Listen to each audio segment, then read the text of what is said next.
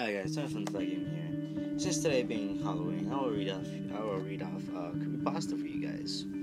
So here it goes. Of course, you can tell by the title what this is. But just in case if you didn't, this is Squidwards suicide.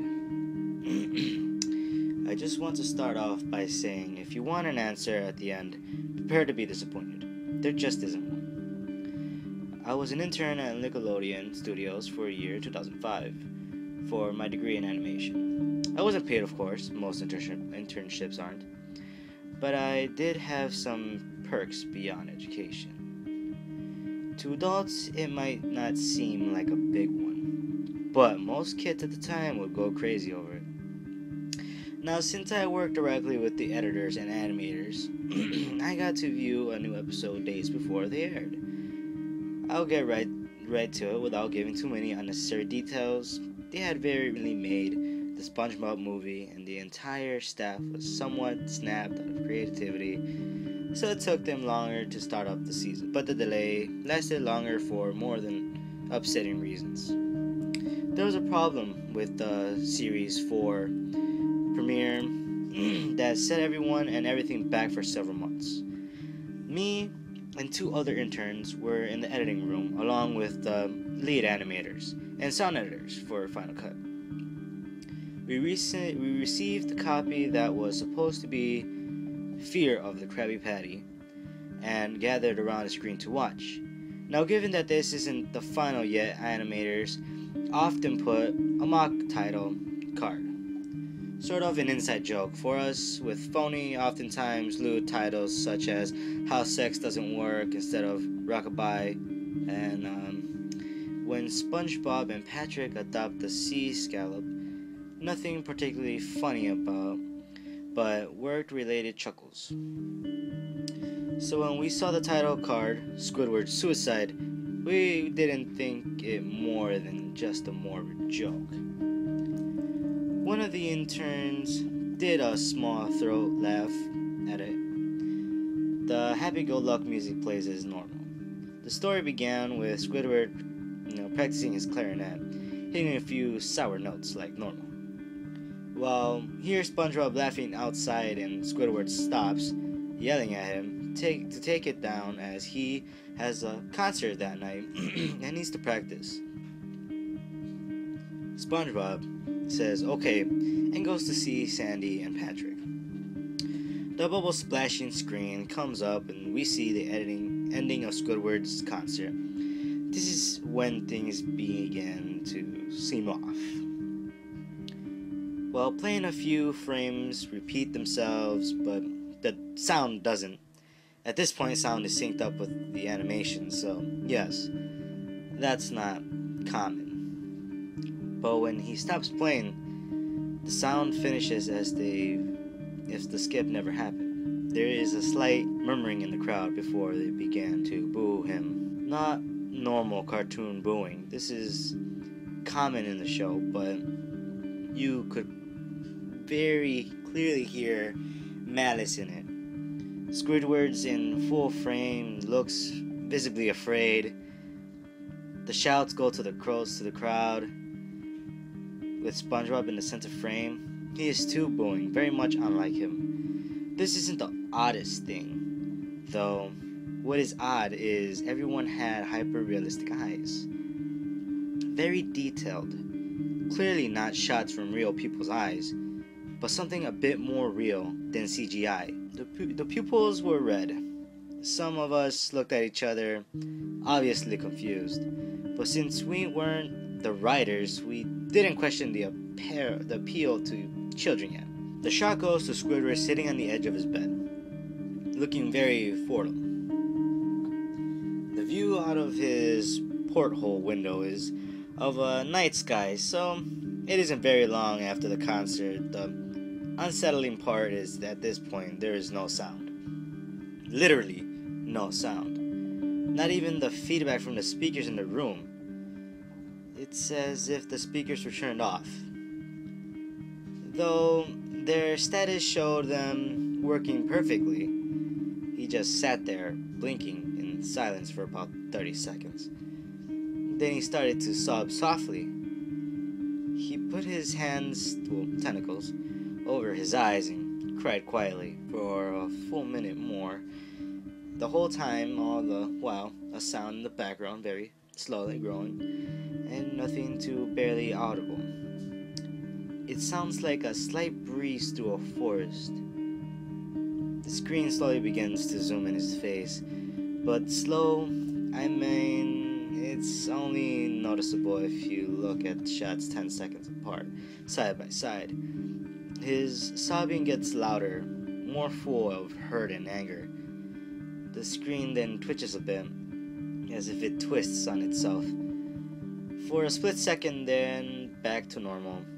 The window, the trees sounds get slowly louder and more severe, as if a storm is brewing somewhere. The eerie part of this sound is Squidward's sobbing sounded real, as if the sound wasn't coming from the speakers, but if as the speakers were holes, the sound was coming through from the other side. As good as the sound as the studios like to have, they didn't purchase the equipment to be that good to produce sound of that quality. Below the sound of the wind and sobbing, very faint, something sounded like laughing. It came at odd intervals. It never listed more than a second, so you had a hard time pinning it. So we watched this show twice, so pardon me if things sound too specific, but I've had time to think about it. After 30 seconds of this, the screen blurred and twitched violently, and something flashed over the screen as if a single frame was replaced. The lead animation editor paused and rewound frame by frame. What we saw was horrible. It was a still photo of a dead child. He couldn't have been more than 6. The face was mangled and bloodied. One eye dangling over his upturned face, popped. He was naked down from his underwear. His stomach crudely cut open and his internals laying beside him. He was laying on some pavement that was probably a road. The most upsetting part was that there was a shadow of a photographer. There was no crime tape, no evidence tags or markers, and the angle was completely off shot, designed to be evidence. It would seem the photographer was the person responsible for the child's death. We were of concern, mortified, but pressed on, hoping that this was just a sick joke. The screen flipped back to Squidward, still sobbing, louder than before. A half body in frame. There was now that what appeared to be blood running down his face from his eyes.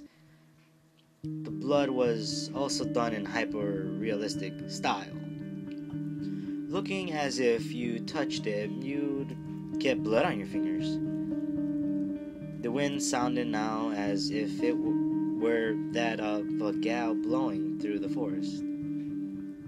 There were even snapping sounds of branches, the laughing, a deeper baritone, lasting longer intervals of coming more frequently. After about 20 seconds, the screen again twisted and showed a single photo frame. The editor was reluctant to go back. We all were, at least. But he knew he had to. This time, the photo was that of what appeared to be a little girl, no older than the first child. She was laying on her stomach, her brittles in a pool of blood next to her. Her left eye was too popped out and popped, naked except for her underpants. Her entrails were piled on top of her above, another crude cut along her back. Again, the body was on the street, the photographer's shadow was visible, very similar in size and shape to be the first. I had to choke back vomit on this one. And one intern, the only female in the room, ran out. The show resumed. About 5 seconds after the second photo played, Squidward went silent, as did all sound. like it was when the scene started. He put his tentacles down, and his eyes were done in hyperrealism. Like the others were in the beginning of this episode, the bleeding, bloodshots, and pulsating. He just stared at the screen as if watching the viewer. After about 10 seconds, he started sobbing, this time not covering his eyes. The sound was piercing and loud, and most fear-inducing of all, his sobbing was mixed with screams. The animator was able to stop it in the fourth and backed up. This time the photo was of a boy, about the same age, but this time the scene was different. The entrails were just being pulled out from the stomach, wound by a large hand. The right eye popped and dangling, blood trickling down it. The animator proceeded.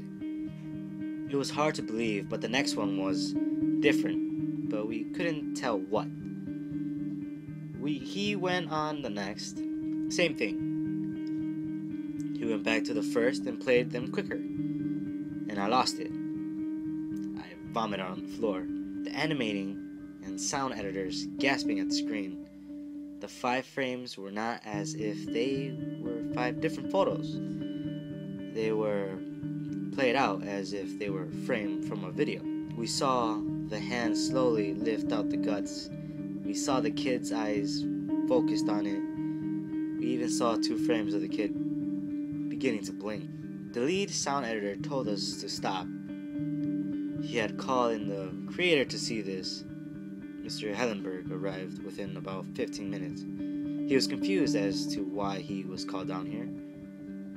So the editors just continued the episode. Once few frames were shown, all screaming, all sound again stopped. Squidwards just staring at the viewer, full frame of the face, for about 3 seconds. The quick shot panned out, and that deep voice said, "Do it."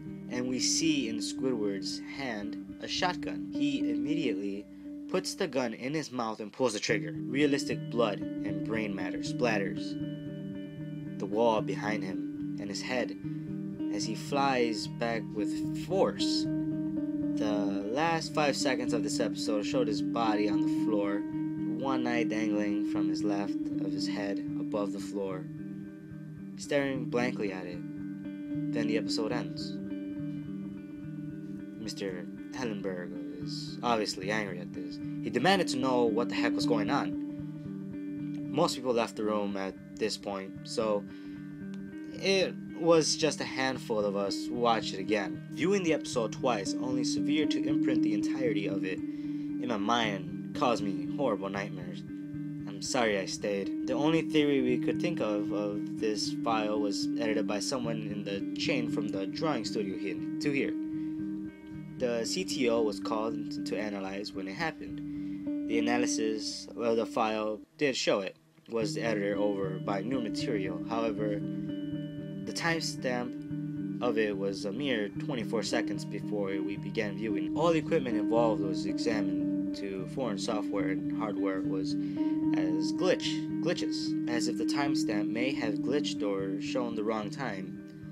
But everything checked out fine. We didn't know what happened, and to this day nobody does. There was investigation due to this nature of photos, but nothing came of it.